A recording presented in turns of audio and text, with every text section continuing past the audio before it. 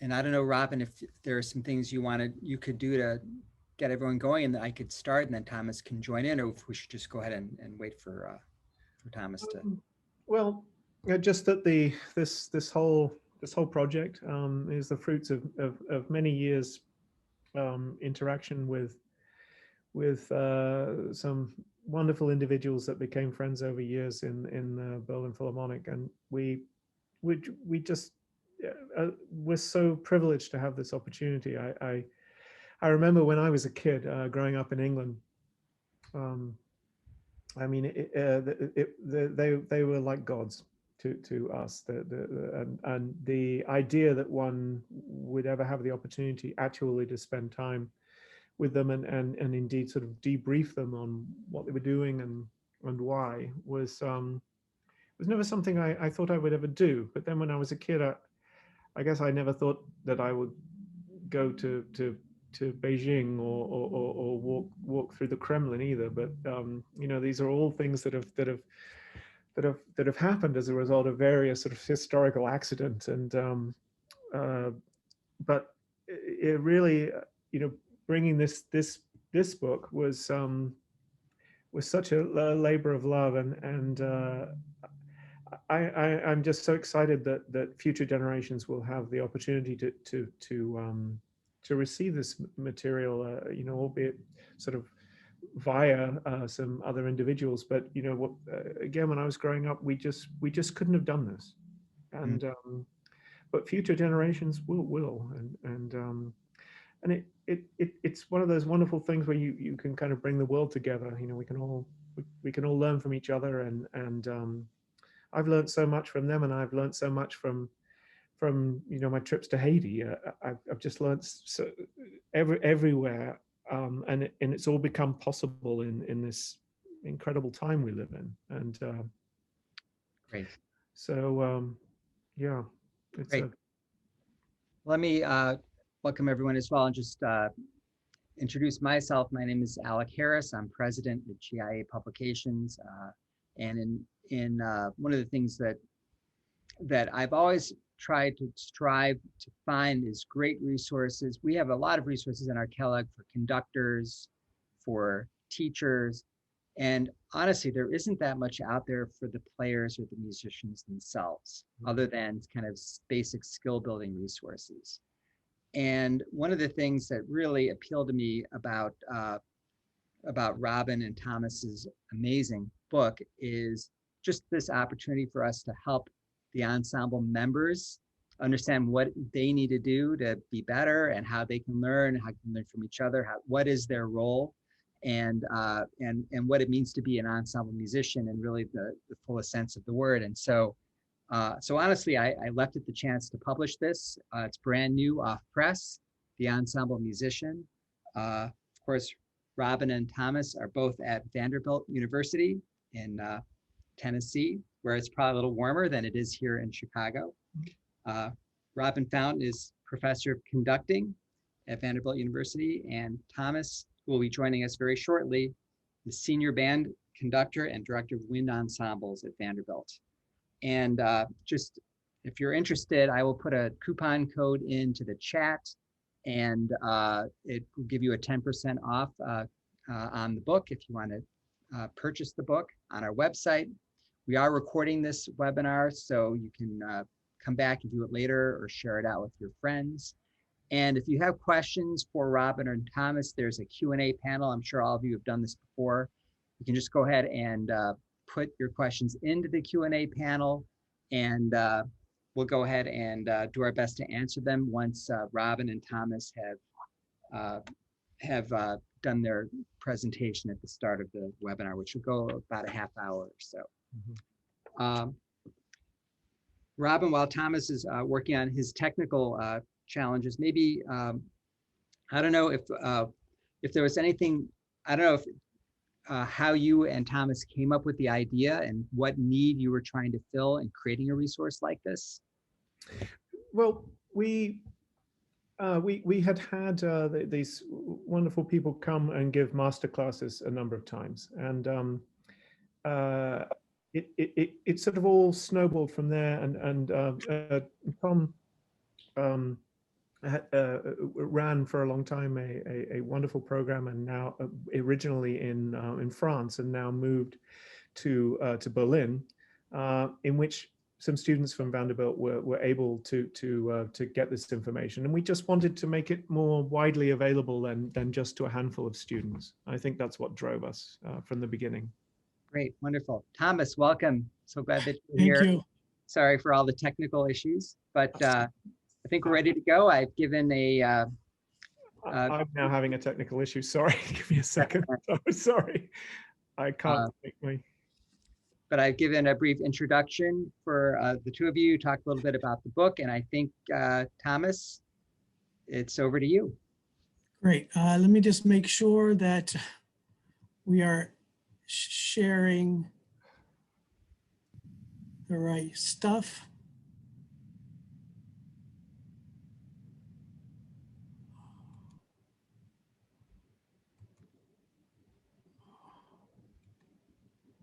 We have people here from Peru, Taiwan, Canada, the US, New York. Fantastic. Well, yeah, I think we're ready. Great. All right, so let's launch. So unusually, for a webinar about ensemble playing, we would actually like to begin with a flock of birds.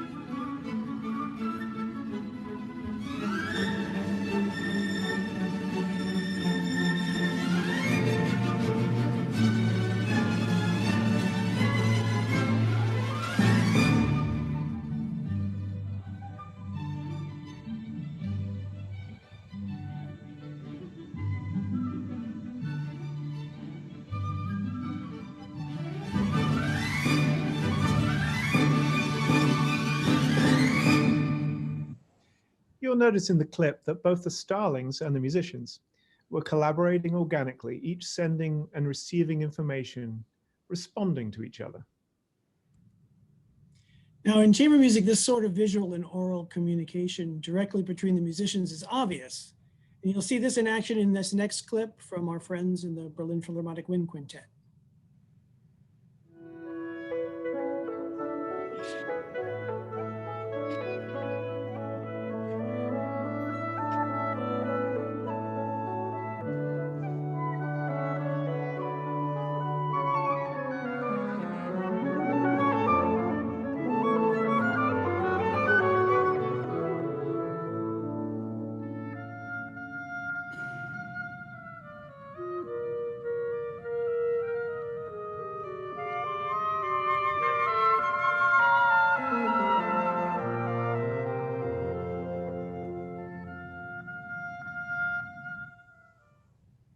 But large ensemble music making is not quite the same as chamber music.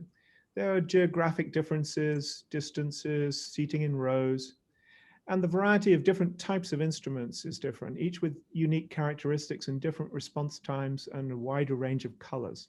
Still, organic direct communication is both possible and essential. So let's see this communication in action in a larger ensemble. Now here, the modes of communication are largely borrowed from chamber music.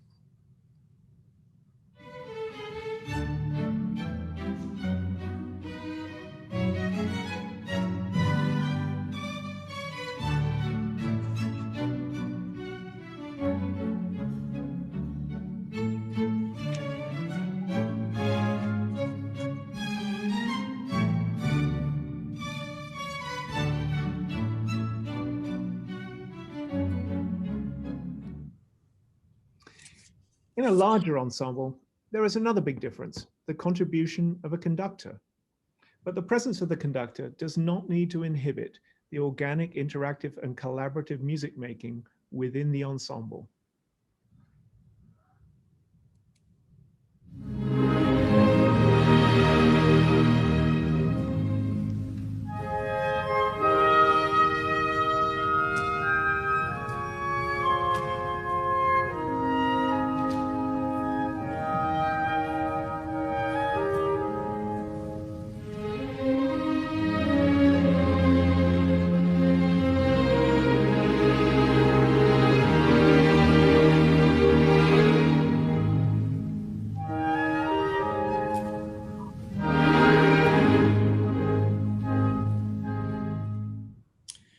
So, chamber music and conducted ensembles have several ideas in common.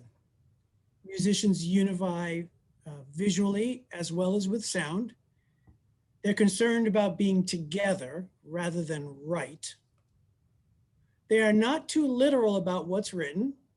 They know their role at all times. And in regards to tuning, they're primarily concerned with finding agreement. And in other words, they sound in tune by playing out of tune together. In a conducted ensemble, one additional idea is needed, accounting for the contribution of the conductor.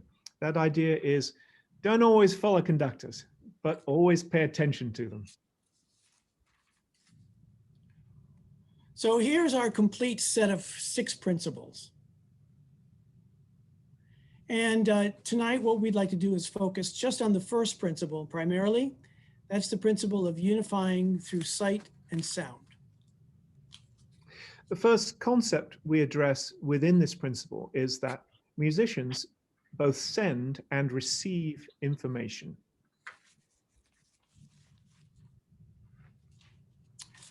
In duets, it's important to show awareness of how lines relate. Musicians should send information to inform others of what they are about to do.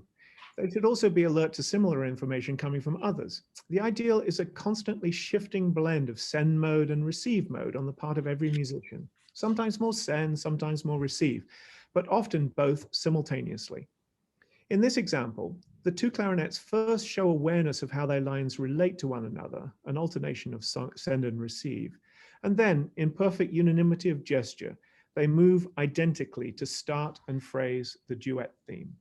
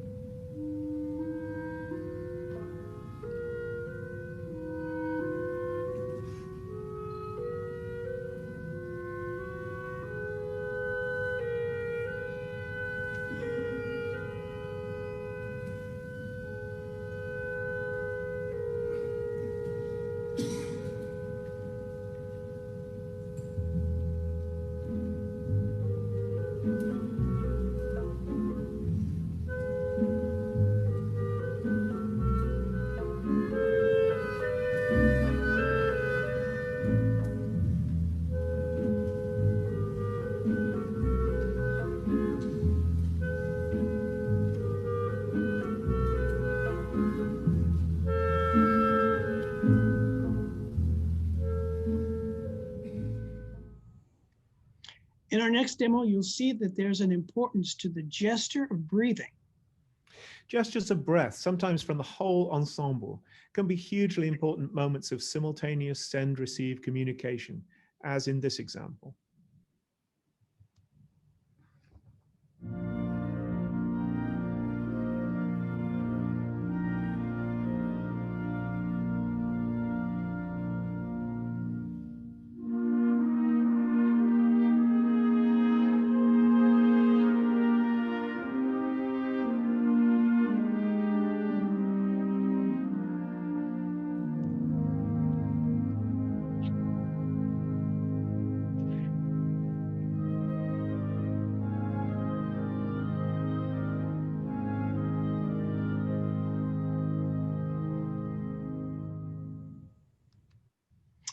Our second concept is that musicians must move organically.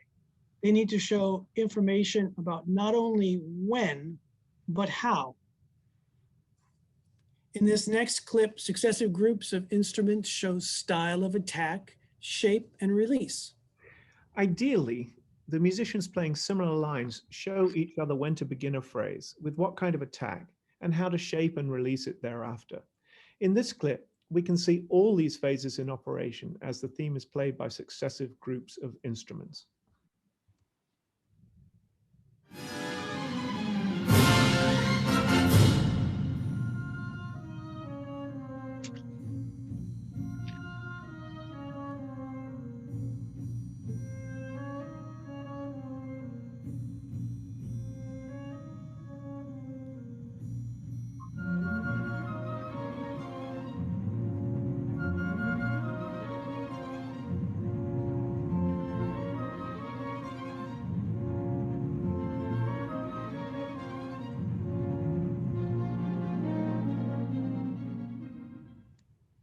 This next clip demonstrates successive groups characterizing their music.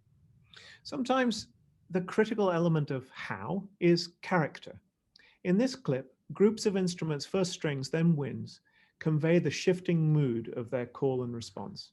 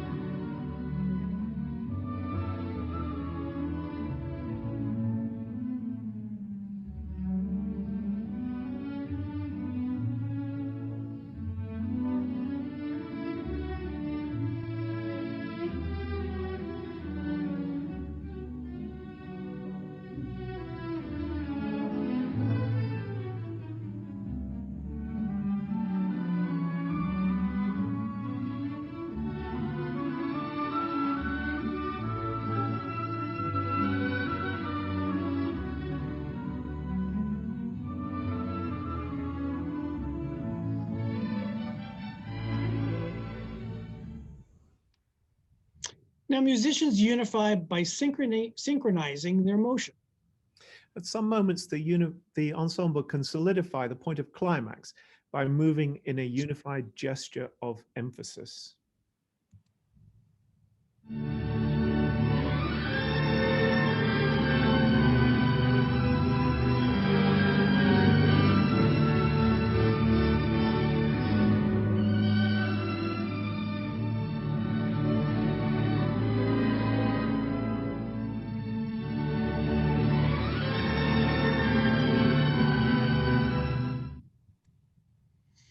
The third concept has to do with location, listening backward, looking forward, and doing both side to side.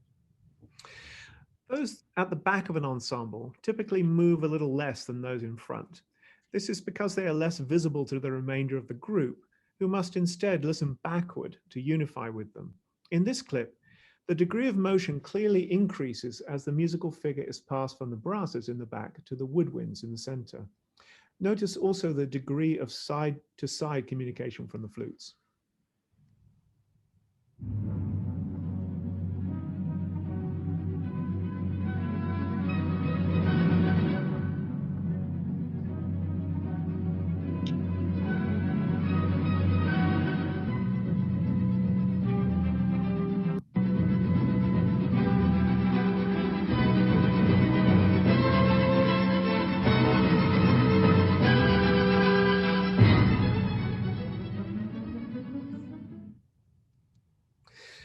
When a soloist in front is visible to all, gestural communication of their phrasing can really help those accompanying to follow in sync. Note here how closely the clarinet soloist is watched by the bassoonist and then joined by the brasses and saxes.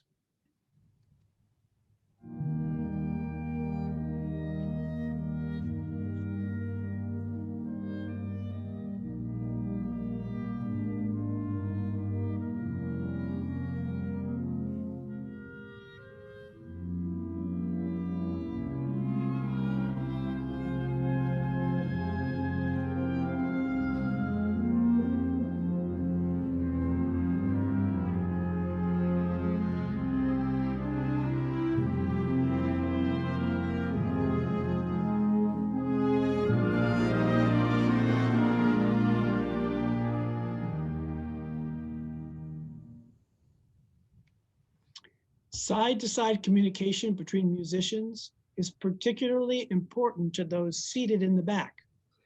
As we mentioned, those at the back typically move a little left than those at the front. However, side-to-side communication can certainly be very helpful.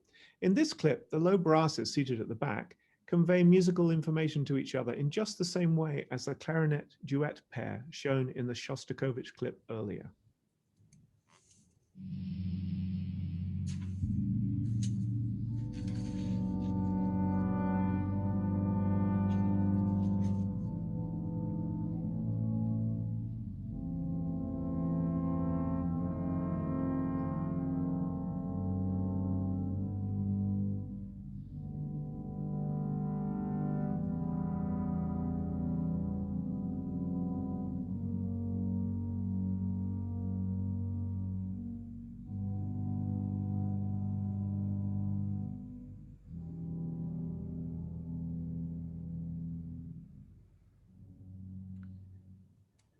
There are occasions when it's useful for a musician to be in direct visual contact with a person or group right across the stage from them. This may require careful stage planning and/or adjustment of the seating angle. In this clip, the timpanist is taking care to complement the side drum groove by turning to look directly at her colleague.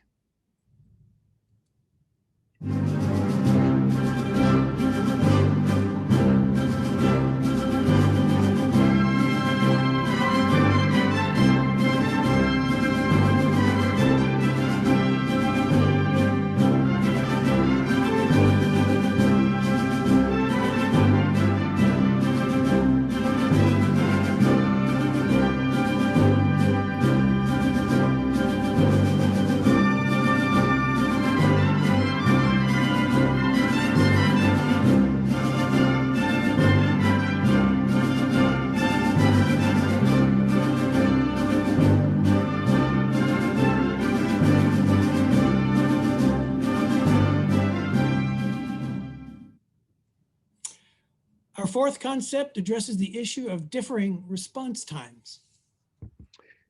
Listening and anticipating the response time of other instruments or groups is the critical element here. The conductor can only give one ictus. It's up to each musician to determine when to respond. And this will be determined by a combination of factors, including their physical location and the response time of their particular instrument. In this example, the cymbal crash is very slightly delayed in order to be heard simultaneously with the fully developed ensemble sound.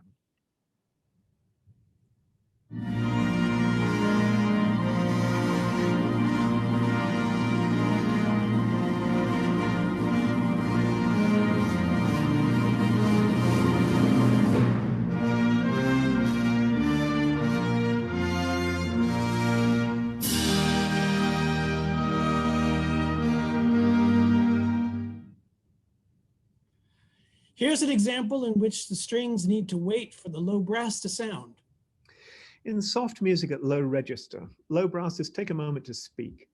Compounded by their physical location far from the conductor and from the strings, this can sometimes make them appear late. In this clip, Maestro Barenboim gives a very clear and fairly early downbeat, directed unmistakably towards the low brasses. The violas do not respond immediately. Instead, they treat the conductor's cue as an invitation to listen backward, playing their final note only when the brass sound reaches them.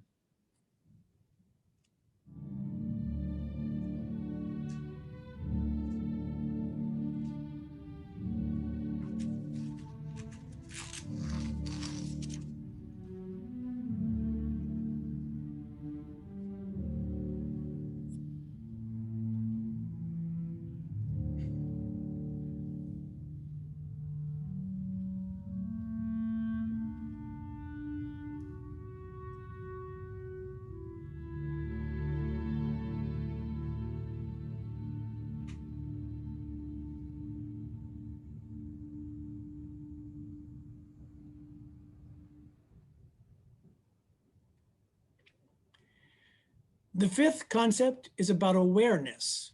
From whom do you receive the line, and to whom do you pass it? This awareness is useful all the time, but it's especially important when one instrument must complete the musical phrase begun by another. In this clip, the flute visually sends the line to the oboe who receives it, taking care not to break the continuity with a heart attack.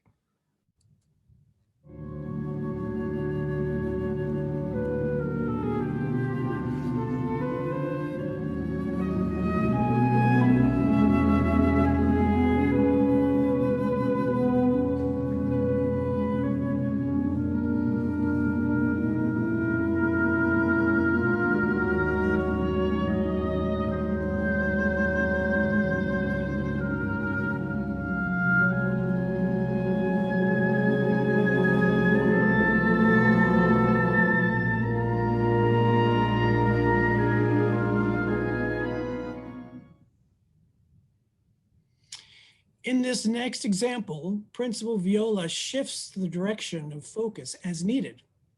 Musicians must often adjust the direction of their focused listening and watching quite rapidly in order to stay connected to the differing groups of instruments whose musical impulse they share. In this clip, the principal viola shifts awareness from ahead, the violins, to her right side, cello, as the group the violas are playing with changes.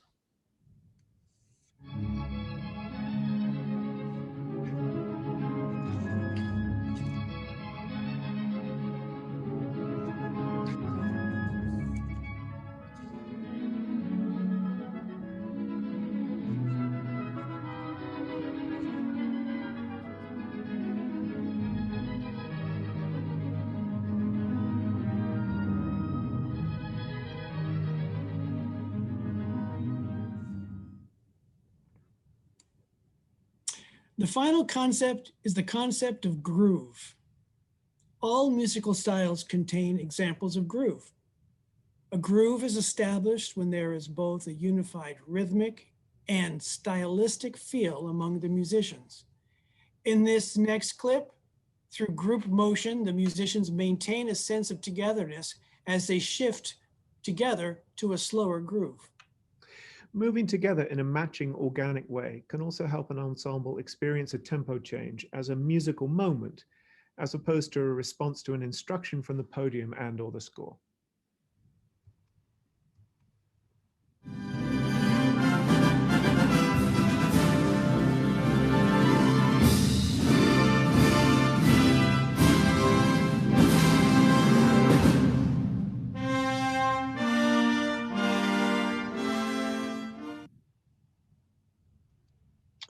When an ensemble is grooving, there is a joy in their shared motion, as is obvious in this next clip.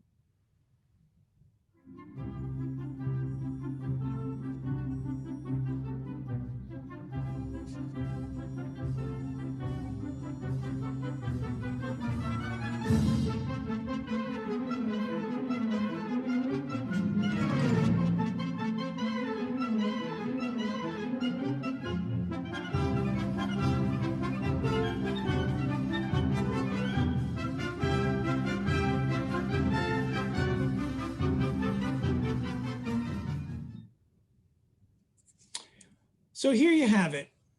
Here's the complete set of concepts under the first principle of unified through sight as well as sound. Now, our book contains 5 additional principles, and we'd like to just touch on each of those briefly. Our principle regarding conducting is don't always follow conductors, but always pay attention to them. Anticipate that the conductor is not always controlling, that at times the conductor leads, and at times leadership comes from within the group. That when conductors are not leading, it's important to know who is. That when conductors are not controlling, it's important to know what information they are conveying. And the musician should respond to conducted gestures, always within an ensemble context. Our next principle we call be together rather than right. It's more important to be unified than to be individually correct. Conform to the whole, even if it differs from what you think is right. Take responsibility for cohesiveness through direct communication regarding balances, related dynamics, style, intonation. The goal is to produce a unified musical product for the conductor to respond to. Another important principle addresses the need not to be too literal. That attention to what is notated is necessary but not sufficient. That notation is an approximation of the composer's detailed intention, and that no instrument has a single tone color. So go ahead and explore the possibilities. Know your role. Know how your part fits into the sonority. Be aware of your role in the texture. Are you part of the melody, counter melody, accompaniment, bass line? Understand concepts of balance and blend, and be aware of from whom and to whom when passing lines. With regard to intonation, our principle is to sound in tune, play out of tune together. That finding agreement in most instances is more important than being in tune. That musicians should listen horizontally as well as vertically to find agreement. That musicians should build ensemble pitch from the bass note upwards, that they should know the interval tendencies, and very often used fixed pitch instruments as a reference point.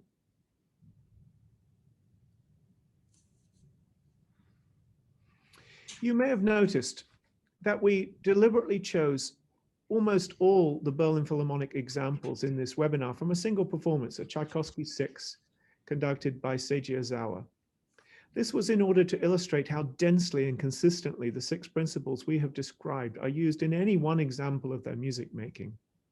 For our last clip, we'd like to share one more moment, the unmistakable sight and sound of a great ensemble in full cry.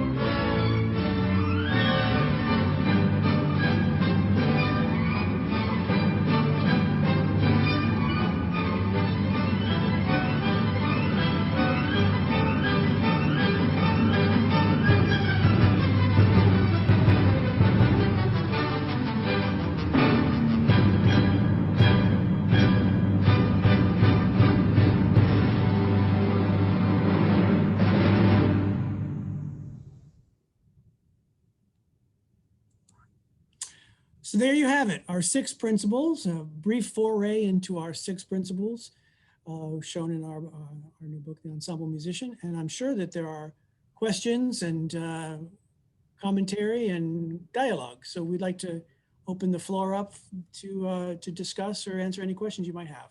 And I'm going to stop sharing here. Great.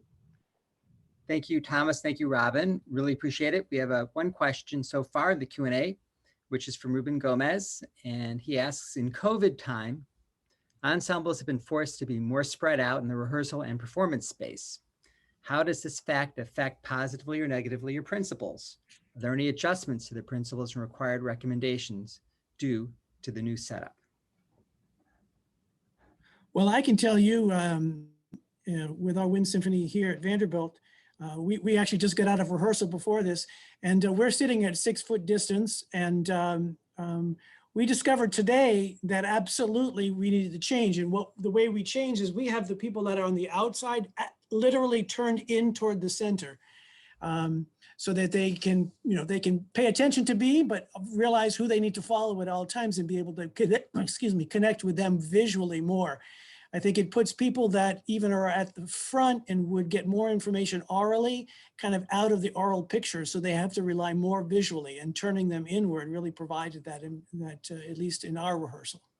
Robin, what have you found? Yes, I mean, I agree completely that the most important change actually has been that the need for everything we were just describing in the sense of visual communication has increased, and that the tools that we've been using, they work absolutely magnificently. You just have to make adjustments to seating or to the angle to make it all work.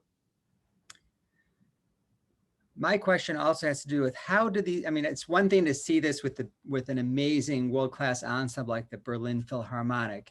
How does this translate even to the high school or even younger ensembles? Do these principles still work there? Absolutely. Yes. There are a lot of things that the musicians in the Berlin Philharmonic do that a lot of our younger ensembles cannot do, certainly. But these 6 principles are not that. These 6 principles are all very employable by young ensembles all the way through. And the interesting thing about it is that they make the whole process more participatory. It allows the musicians so much more a part of the process, and younger musicians love to be part of the process. And so I've found it to be enormously successful at every level. Also, young musicians, one of the things that music can give them is the ability to connect to those around them in a new and interesting way, and communicate in a new and interesting way with those around them. Now, they can only do that when they are developing sort of global awareness, and the principles absolutely cultivate that in every musician. And what we found is that, we do clinics all the time, and it just doesn't matter what the level of the group is. It absolutely doesn't. The principles work all the time, and they make any group better pretty much instantly. Is there anything that you think directors and conductors can do to empower players to take ownership and responsibility more for their own musicianship? Robin? Yeah, I mean, I think that the most important thing is not to short circuit the process. So, for example, there's a principle that has to do with having musicians work at their own corporate articulation themselves, so that they're producing something that is uniform, at least, for the conductor to respond to, and that then the conductor can then say, I think it should be shorter or longer, but at least if they're starting with something that's uniform, because the players have created that uniformity, then you're starting in a different place. Now, very often that process gets short-circuited because the conductor intervenes too quickly and says, do this. and now it's all top down. But if you just give it that extra moment to allow the musicians and encourage from the musicians to do it themselves, first of all, over time, you get a completely different level of ensemble because they're all listening, and secondly, you've given them a moment of empowerment. So, I think the most important change, certainly that I've made, is always couching things in terms of facilitating what they need to do, rather than substituting for it. This is the great danger that conductors, and I've been terribly guilty during my career. Conductors can make the terrible mistake of substituting for what it is that musicians need to be doing.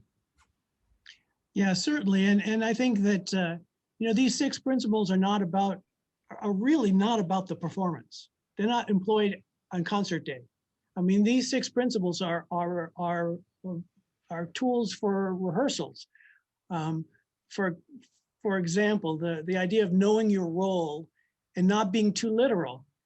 That's enormously important through the rehearsal process. For example, I will often say, look, to establish your role in the texture, okay, you have melody. Through the rehearsal process, you have to ensure that your part in the texture as melody is heard. And if it's a melody that's written mezzo piano, but through the beginning of the rehearsal process, you feel like you're playing it mezzo forte or forte to have your relative role in all the other parts of the texture that are happening, then so be it, because then the rest of the ensemble is recognizing that. And together then we start to mold this more finely and fine tune the things so that by the end of the process, you are playing that at mezzo piano. So again, I think the know your role and don't be too literal are in particularly really important parts of the rehearsal process. Agreed. Also, I think it's worth pointing out that so what does it feel like to conduct or rehearse in this way? I don't know about Tom, but my predominant feeling is relief, because it now becomes a process of empowerment, and that's just such a more positive dynamic. Yeah, absolutely. So what do you do just where the rubber hits? So what happens if the players do something and you don't like it? I mean, how do you balance your need to direct them? Well, so long as they're all doing something I don't like together, Right. I'm already pleased. Yeah, and then we can adjust it. It's as if they're doing all different things that the issue comes, Right, and what I say to our students is they have to come to the rehearsal with an opinion, and then the negotiation begins. Right. So they come but they negotiate among themselves first. Right. And then instead of saying, well, clarinets you got to play a bit shorter, and flutes you need to play a bit longer, they're giving me one thing to respond to, and actually it saves rehearsal time. So these, once you start really rolling with these principles, rehearsals flow. They really do. Amazing. One of the things in the book is you include a lot of excerpts, musical excerpts. And maybe you can talk a little bit about what the